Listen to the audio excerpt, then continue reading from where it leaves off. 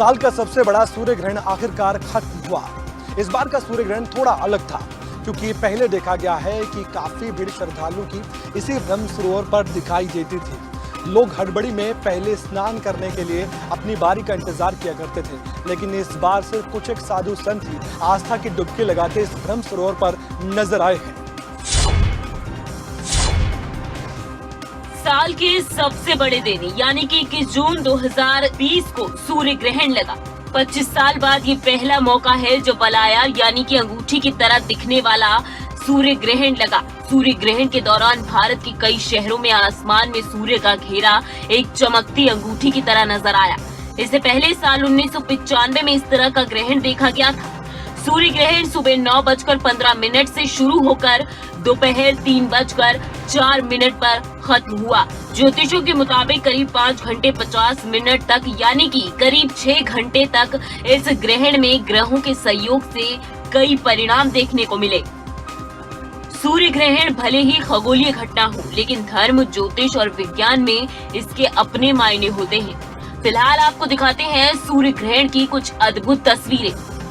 Dubai में सूर्य ग्रहण का नजारा कुछ चांद जैसा नजर आया, जो कि अपने आप में बेहद खूबसूरत नजारा था। स्वर्ण मंदिर के शहर अमृतसर में सूर्य ग्रहण की तस्वीरें सामने आई, जहां सूर्य कुछ हरे रंग में दिखाई दिया। वहीं महाराष्ट्र में भी ऐसे ही रंग की तस्वीरें सामने आई। राजधानी दिल्ली से भी ग्रहण की तस्वीरें सामने आई, जहां दिल्ली में बादलों की वजह से ग्रहण पूरी तरह से दिखाई नहीं दिया, लेकिन चंद्रमा की हल्की छाया सूर्य पर देखी गई। सूर्य बाईं तरफ से थोड़ा कटा हुआ नजर आया। गुजरात के अहमदाबाद से ग्रहण की तस्वीर में सूर्य पर चंद्रमा की छाया को पड़ते देखा गया।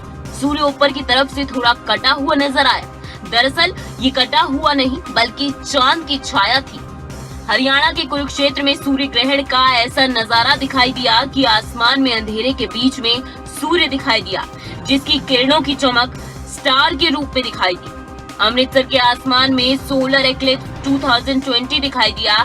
सूर्य ग्रहण सुबह 9:15 पर शुरू हुआ। लखनऊ में भी नजारा काफी अद्भुत था। यहाँ सूरज काले गोल घेरे के बीच अर्ध चंद्र के रूप में दिखाई दिया।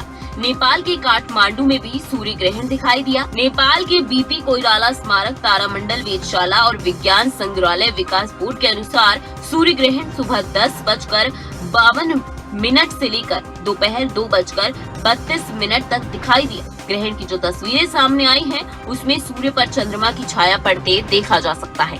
सूर्य ग्रहण का सूतक काल लगते ही दिल्ली के सभी मंदिरों के कपाट बंद कर दिए गए। सूर्य ग्रहण के चलते केदारनाथ धाम के कपाट भी बंद कर दिए गए।